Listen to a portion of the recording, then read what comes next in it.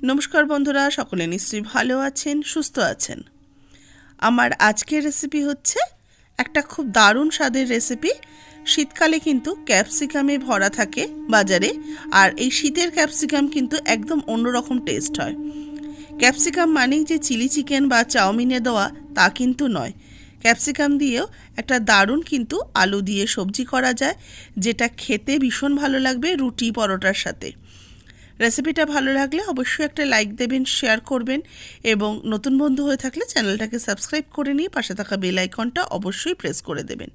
আর নতুন কিছু খেতে চাইলে বা শিখতে চাইলে ইউটিউবে গিয়ে সার্চ বাটনে যে জায়গাটা রয়েছে সেখানে গিয়ে অবশ্যই লিখুন মিমিস রেসিপিস, পেয়ে যাবেন আমার নিত্য নতুন রেসিপির সম্ভার।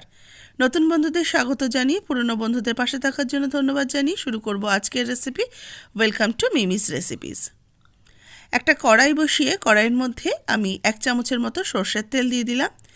তেলটা ভালো করে গরম হয়ে গেলে আমি ঠিক এরকম ট্রায়াঙ্গেল শেপ করে কেটে নিয়েছি ক্যাপসিকামগুলোকে দিয়ে একটু ফ্রাই করে নেব।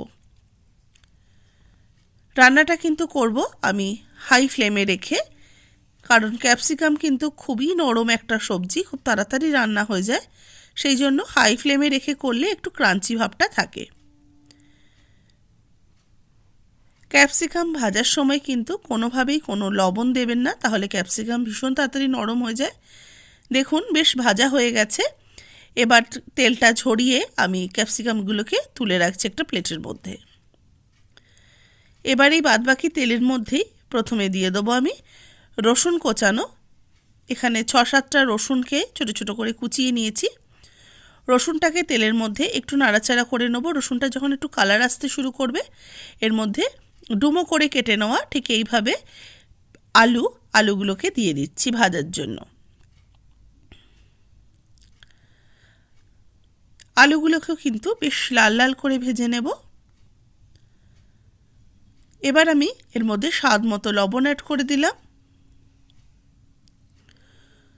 লবণটা দিয়ে আলুর সাথে ভালো করে মিক্সড করে আলুটাকে যতক্ষণ না পর্যন্ত সুন্দর একটা কালার আসবে ততক্ষণ আমি একটু ভেজে নেব। কিছুক্ষণ ঢাকা দিয়ে রেখেছিলাম, আলুটা নরমও হয়ে গেছে আর খুব সুন্দর দেখুন একটা সোনালি রং আসতেও শুরু করেছে। এবার এর মধ্যে কোচানো পেঁয়াজ অ্যাড করব। এখানে একটা মিডিয়াম সাইজের পেঁয়াজ নিয়েছি। পেঁয়াজগুলোকে কুচিয়ে নেওয়ার পরে আমি আলুর সাথে পেঁয়াজটাকেও একটু ভেজে নেব। দেখুন আলু পেঁয়াজ খুব সুন্দর রং এসে গেছে, খুব সুন্দর করে ভাজা হয়ে গেছে। এবার এর মধ্যে একটা চেরা কাঁচা লঙ্কা অ্যাড করলাম, দেব 1/2 টিস্পুন হলুদ গুঁড়ো, 1/2 টিস্পুন দেব শুকনো লঙ্কার গুঁড়ো, আর 1/2 টিস্পুন দিচ্ছি ধনের গুঁড়ো। এবার এই সমস্ত কিছু দিয়ে মশলাটাকে নাড়াচাড়া করে নেব আলুর সাথে।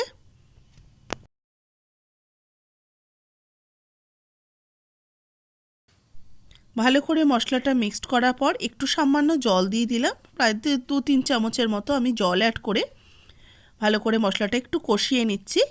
এবার এর মধ্যে দিয়ে দেবো টমেটো। একটু বড় বড় করে কেটে নেওয়া টমেটো দিলাম আর ভাজা ক্যাপসিকামগুলো অ্যাড করে দেবো।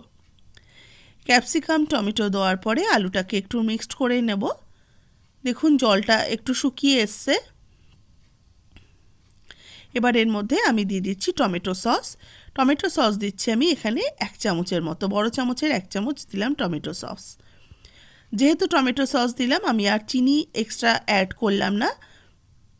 ভালো করে মিক্সড করে নিয়েছি। দেখুন সবজিটা কিন্তু বেশ ঘন হয়ে এসছে।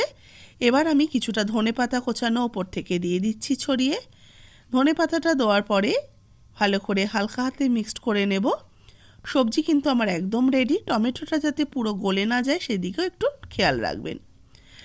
কেমন লাগলো রেসিপিটা জানাতে ভুলবেন না। ভালো লাগলে অবশ্যই একটা লাইক করবেন, শেয়ার করবেন সকলের সাথে এবং নতুন বন্ধু হয়ে থাকলে চ্যানেলটাকে অবশ্যই করে সাবস্ক্রাইব করে নিয়ে পাশে থাকা বেল আইকনটা প্রেস করে দেবেন, তাহলে আমি যখনই কোনো রেসিপি আপলোড করব আপনাদের কাছে তার নোটিফিকেশন পৌঁছে যাবে।